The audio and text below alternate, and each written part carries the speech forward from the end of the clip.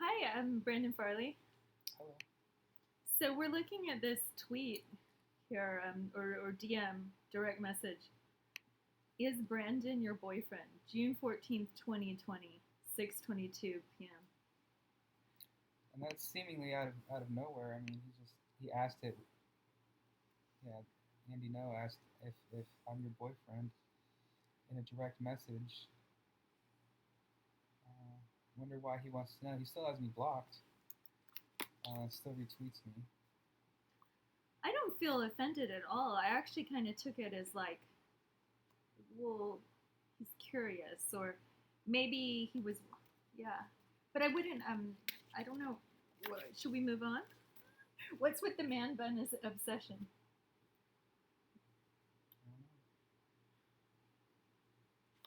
Joanne Hardesty just tweeted out something about how a protester should what they should carry and what they should do during protests. How to protest? And goggles was one of them, but also I found it interesting that putting your hair up into a bun was on the infographic um, for what to do at a protest. So I was already ahead of the game before I even started Oh, really? recording. Yeah. I mean, it's sort of like telling a rape victim she shouldn't wear a dress. Or, I mean, it's sort of like accommodating police brutality by wearing goggles. It's still kind of gruesome to me.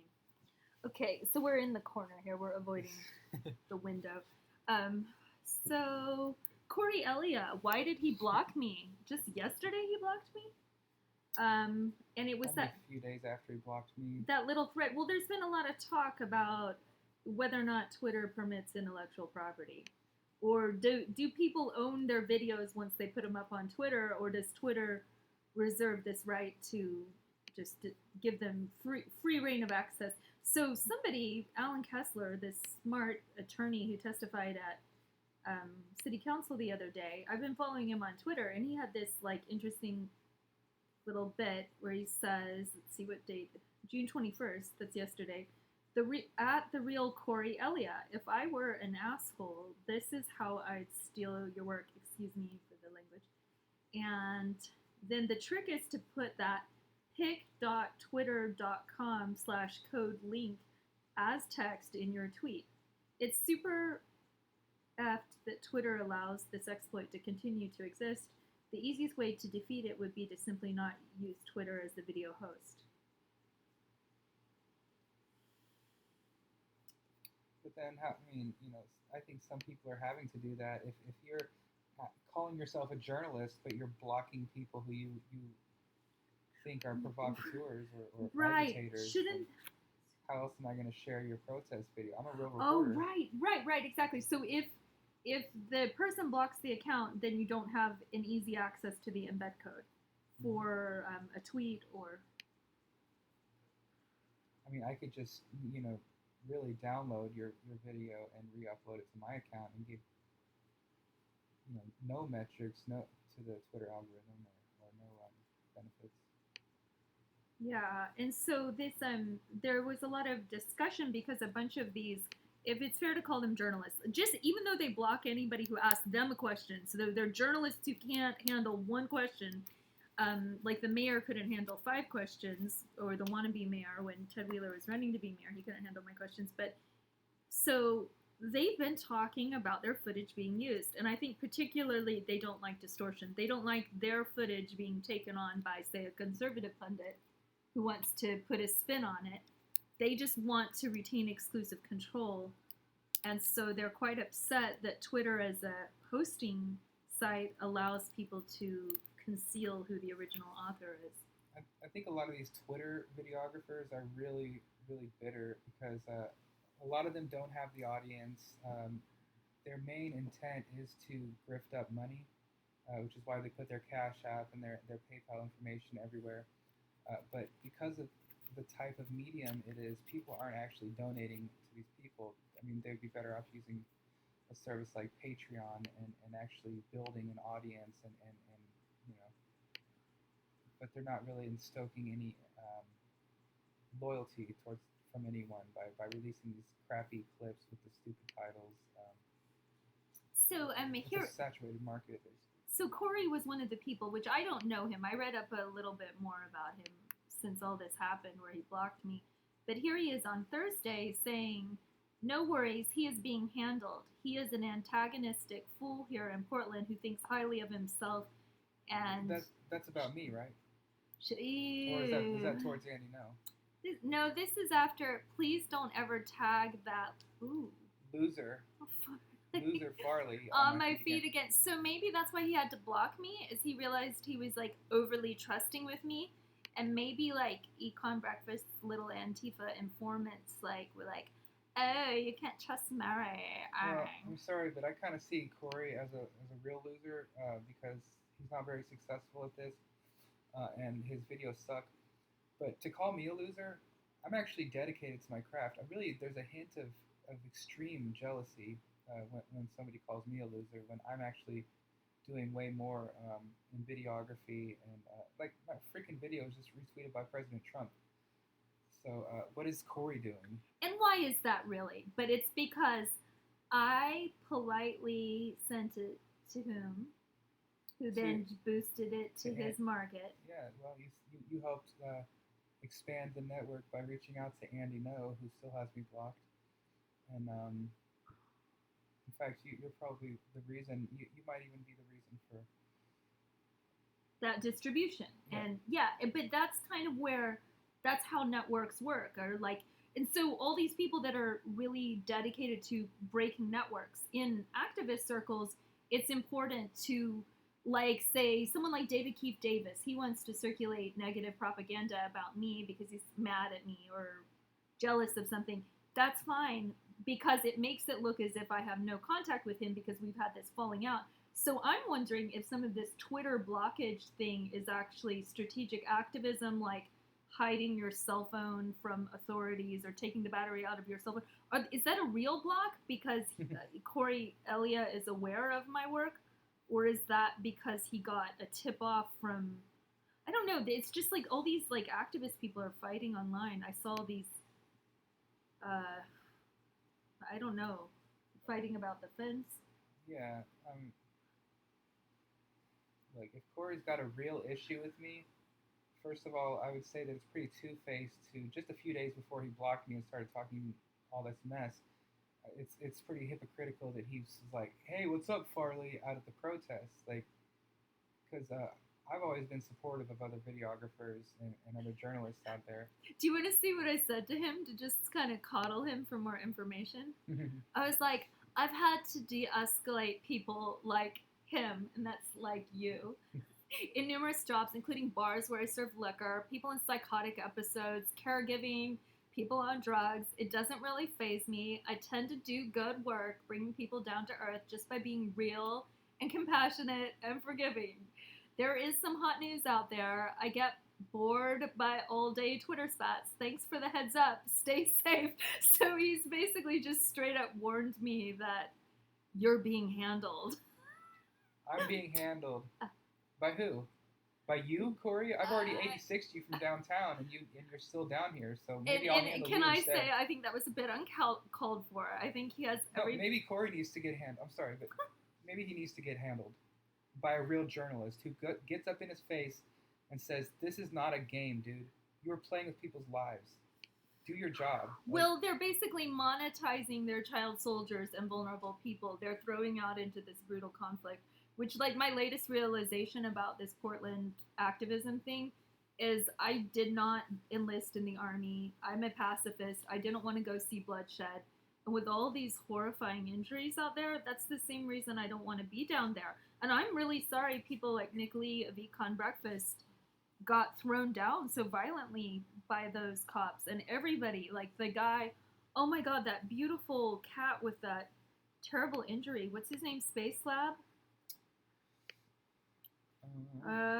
Is he at the top of your account? Yeah, here, Spacebag.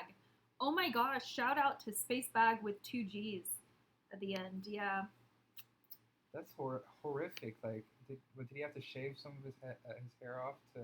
Well, he said he's talking to lawyers, and then I sent it to Michael Fuller anyway, because there's another good lawyer out there who is looking for this type of stuff. And he's looking for witness testimony about the brutality.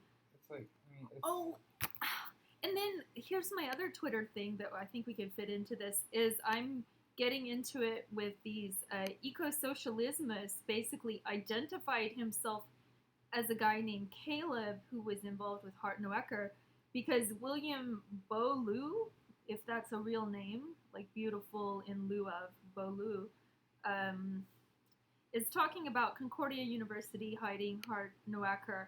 And I had confronted Bike Portland on their complaint that somebody was like basically saying that they were too radicalized in terms of supporting Black Lives Matter. And I was like, well, wait a minute, what about your history like protecting this predator? And so that kind of launched into this big. I was actually honored that Ecosocialism like reached out to me, and he still hasn't blocked me. And I'm like, wow, I'm like actually followed by a radical lawyer in a mask who used or a to be burqa. whose social media manager by his own admission was this notorious creepbag rapist who was preying on minority women holding, I found out today, holding a photography as blackmail of these students at Concordia University who didn't want to be messed with, but he would coerce them into sexual things and sexual harassment type things. So poor eco-socialismus, attorney at an ecological economics think tank, adjunct professor of government and a bunch of other stuff, socialist with anarchist tendencies. So he was retweeting Chavez. Okay, no, this was juicy. This the lawyer who I think was the one responsible for getting the tear gas ban. He basically had, I think it's Juan Chavez, but he had a thing where he was talking about the cops are going up to him trying to like frame him with some fireworks. This is such an interesting story. He said, I couldn't shake the specter for months. I knew I did nothing wrong, but would that have helped me if the state really wanted me to be guilty? That anxiety kept me up, affected my work relationships. So basically an officer, he was pointing out that it's understood that cops think legal observers are just protesters with more law school debt. As I grabbed my bag, he shoved a firework in my face, yelling, is that an unexploded firework that just rolled out of your bag? It's one of those rubber meets the road moments of the Fourth Amendment. You don't quite know how silent you'd be when a cop is in your face. So he hasn't dealt with cops before, but he's an attorney. He's an attorney who's basically, because I always wanted to talk about how the cop standing over me here tried to plant fireworks on me. Sorry. And he's detained in this picture. It's hilarious. So he's because a legal observer who's an assistant to Ecosocialismus was arrested. I think it triggered this story with Juan Chavez, who I haven't paid much attention to him, but I keep seeing his name in the news. That's the cider riot lawyer. Oh, really? Ooh. Oh. Yeah. Of the... Well, the one suing Joey Gibson for $1 million, basically. Oh, interesting. Okay. Well, I do learn some things from you. So, so for me, I found this kind of resonating because I was like, oh wow, they try to plant fireworks on lawyers. Isn't this shady? So I sent him a link about when they threatened to basically have a corkscrew planted on me, but it was like a false report of me brandishing a corkscrew, which the video footage would show. I'm wearing navy blue antique gloves with my little cheap camera the entire time through the entire city council meeting until Hales loses it at David. And so I felt somewhat kind of like, oh, okay, this is just normal. The cops so I think anybody of any political persuasion needs to be ready for that. Like if you've gone up against them or you've criticized them, anyone, yeah, I'm not particularly ready to get. I guess they're not doing that to Alex Zelinsky. Can we end with her famous tweet? Is it time for me to retweet her? Oh gosh, I like her. I do. How do you feel? I mean, we can't talk about it. Can we? Can we talk about how do I find what's her account name? Alex Z. Z-I-E-E. Oh yeah, Alex. Yeah, Z-I-E-E. No, Z-E-E without an I. Z-E-E. Oh yeah, because there are too many of them. Okay, so how's she doing? Well, that's not her. Or maybe just... Oh, I'm just gonna Alex Zielinski. There she is. Okay, so how is she? So tomorrow's gonna be a big day, I guess. Jeremy Christian is getting sentenced.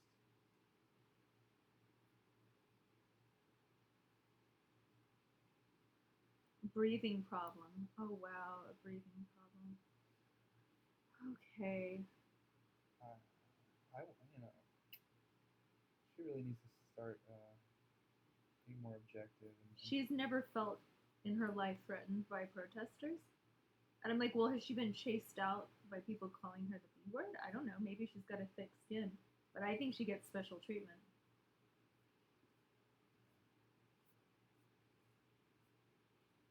Well, she's a white woman in Portland with a young white woman who's with an iPhone and nice things. I don't know. She gets special treatment.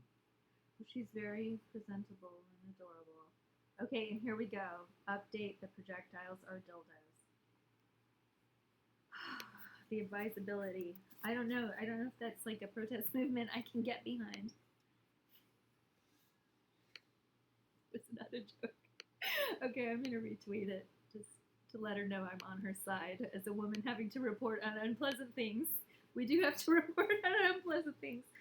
So, okay, we've got 16 minutes down. So, why is grift such a bad thing? Is there a problem with capitalism or making money? Or is there a whole generation facing economic upheaval that is stressful? Why is grift so demonized? Because for some grifters, it becomes their only motive, and it's less about telling a wholesome, complete story, and it's more about having these little sequences of moments that get them to. So it's about the exploitation that happens within the grift.